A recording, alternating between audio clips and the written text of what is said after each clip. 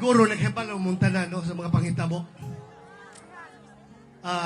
Human nilang gibiyahe si Pangulong Duterte dito sa Dahig. Kung diin ang iyahang mga tawhanong katungod, giabuso, ang atong konstitusyon, giyatak-yatakan, ang atong mga legal nga mga proseso, gibaliwala, tungod lang yun sa ilahang kagustuhan nga mabiyahe si Pangulong Duterte dito sa Dahig para ma-erase ang mga Duterte sa natad politika diri sa atong nasod, para si Vice President Inday Sara Duterte mawad-an na og tsansa nga mamahimong presidente sa 2028. Gihimo nila kining tanan. O gakebalo mo, pagkahuman nga gibiyahe si Pangulong Duterte, ang sunod ng buhaton, palagputon si Vice President Inday Sara sa iyang pwesto, isip Vice Presidente.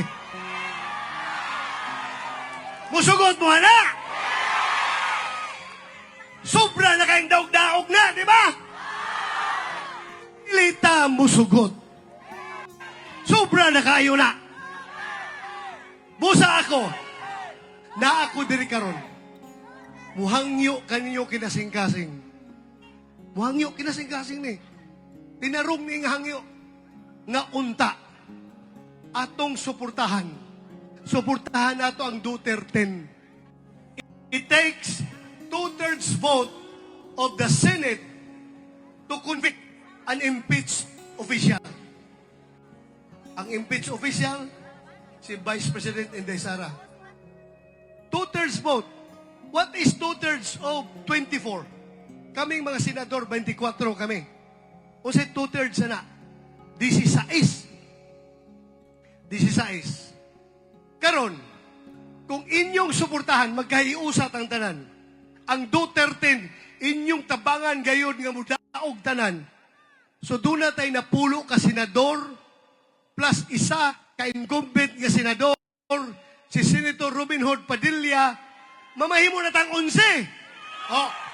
So kung kita doon ay 11 sa Senado, 24 minus 11, pila? 13. Kutob na lang sila sa 13 nga ilang makuhang buto para makonbikto si Inday Sara. So dili ko siya kakuhag 16. Dili ko, di ba? Alright mga kababayan, so tayo po ay magkakaroon na naman ng reaction video tungkol dito sa naging speech po ni Senator Bato de la Rosa, dyan po yan sa Sogod, Southern Leyte, sa ginawa po nilang grand rally ng PDP. Ito nga po yung Duterte. So quick background lang po tayo dito sa walang kamatayang impeachment, no? Ang impeachment po, again, mga kababayan, ay isang constitutional process kung saan ang mga government official ay pwede maalis sa pwesto kung sila ay napatunayang nagkasala sa treason, graft, and corruption at iba pang mga high crimes. So kaya naman minention ko sa inyo to mga kababayan kasi nga ito nga po yung pinagdadaanan ng ating Vice Presidente na si VP Sara, no? Na humaharap po siya ngayon sa impeachment. At isa nga po sa naging dahilan dito, yung kanyang paggamit daw po sa confidential fund. Okay. So nasabi din po ni Senator Bato na 2/3 ng mga senador ang kailangan na bumoto para makonvict ang isang opisyal. So sa kasalukuyan kasi mga kababayan, may 24 po tayong senador, 'di ba? So 16 votes ang kailangan para makonvict po si VP Sara. Ngayon, kung hindi po umabot yan sa bilang na iyon, hindi siya matatanggal sa pwesto. Pagdaog-daog sa itong Pangulo. Sige lang. Relax ka lang diya. Relax ka lang. Dili na may kilalang mga kampanya sa Mindanao. Buste, kaya diri sa inyo karon kay Baloko, kitang tanan na sakitan. Ha? Kasi wala mo hila. Ako, isugkay ko nga tao. Sukol kong sinumbagay, bisag intiro adlaw. Pero, pagkita po ato, parte hilak na ko, di na ko pugan. Di na ko mapugan, hilak yun ko. Tungod kay, sobra ang netabo sa tigulang.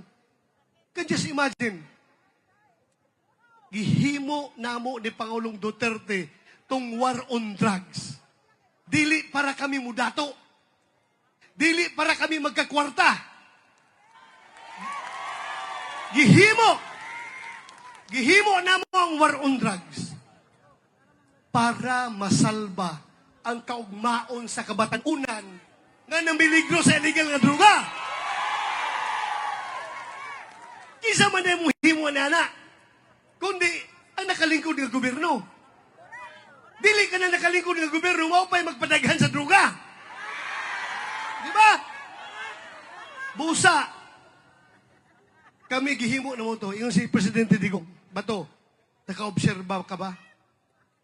Doon na natay mga probinsya nga gikontrol na sa drug lord. Dili pwede na nga mamahimong narco-state ang Pilipinas.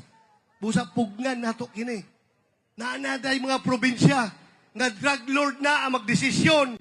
Kaysa po pwede mamahimong gobernador, mamahimong congressman, mamahimong mayor, konsehal, tanan-tanan. Kontrolado nila ang politika sa ilang lugar tungod kay daghan ka sa kwarta nga gikan sa droga. So ang tanong mga kababayan, bakit nga ba mahalaga yung impeachment? So para sa akin, ito ay para masigurado na accountable ang mga nasa gobyerno. Hindi naman kasi porket mataas ang kanilang mga posisyon ay dapat exempted na sila or immune na sila sa batas. Hindi. Siyempre dapat din itong maging patas, no? Patas dapat mga kababayan at hindi ginagamit sa political na panggigipit.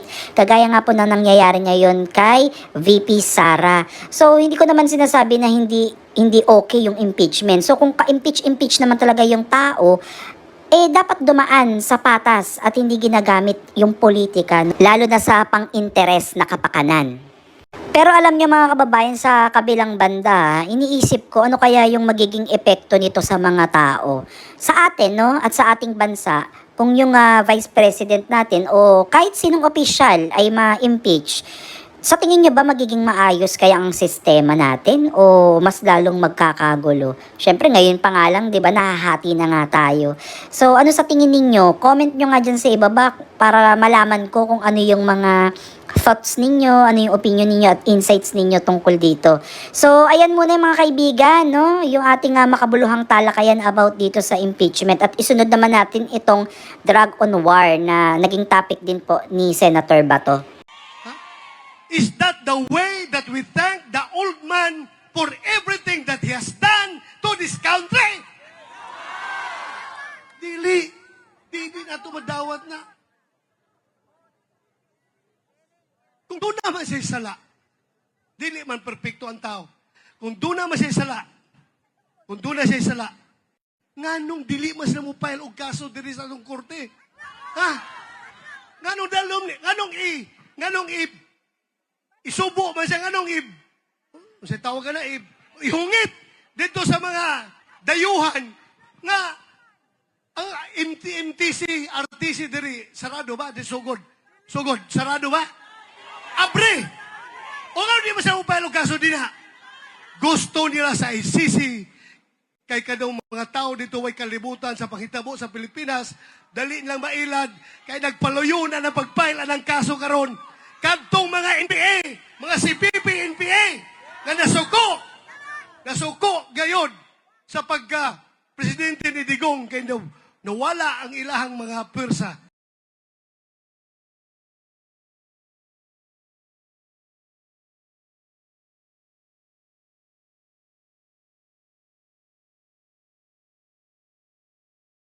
Alright mga kababayan, we're diving into a heavy but important topic.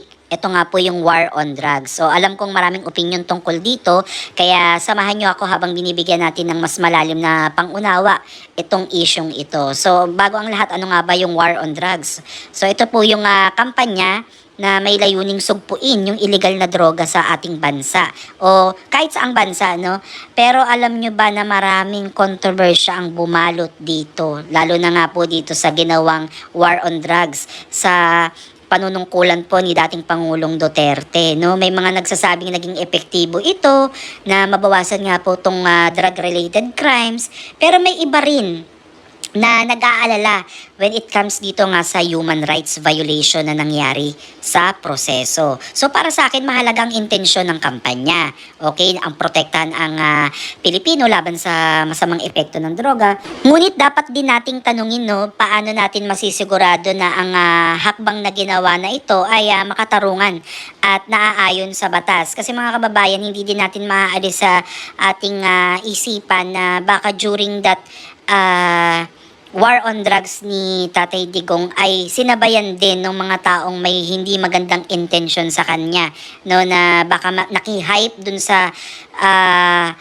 pagkakataon na yon, o nakisama dun sa pagkakataon na yon para maibintang sa kanya yung mga hindi makataong ginawa dun sa mga naging biktima din ng droga. So wala tayong basihan pa patungkol dyan. Pero yun lamang po yung personal kong parang naiisip ko na malay mo, 'di ba, parang sa ibang mga bagay nga pwedeng sabotahihin, 'di ba? So ito yung tanong ko sa inyo mga kababayan, o mga kaibigan ko dyan. Ano ang tingin ninyo sa war on drugs? Sa tingin nyo ba ay naging epektibo ba ito o mas marami itong naidulot na problema kaysa solusyon? So comment down below dahil gusto ko ding marinig yung pananaw ninyo, kasi ako personally na feel ko na safe talaga ang Duterte administration dahil kahit gabi ka na umuwi, walang nangyayari sa yung hindi maganda. Takot gumawa ng masama yung mga tao.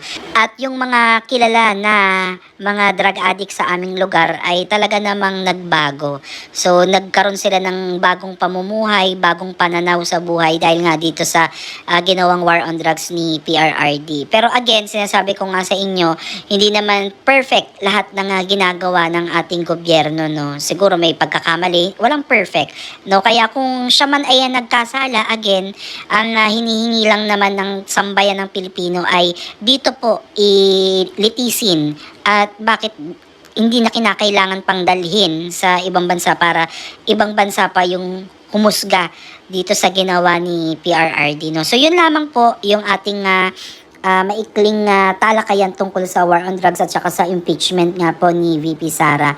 So salamat po sa pagsama sa akin at huwag niyo pong kalimutang i-like, i-share at mag-subscribe na din po kayo para mas marami pa tayong ganitong usapan. So till next time, stay informed and stay safe. God bless everyone.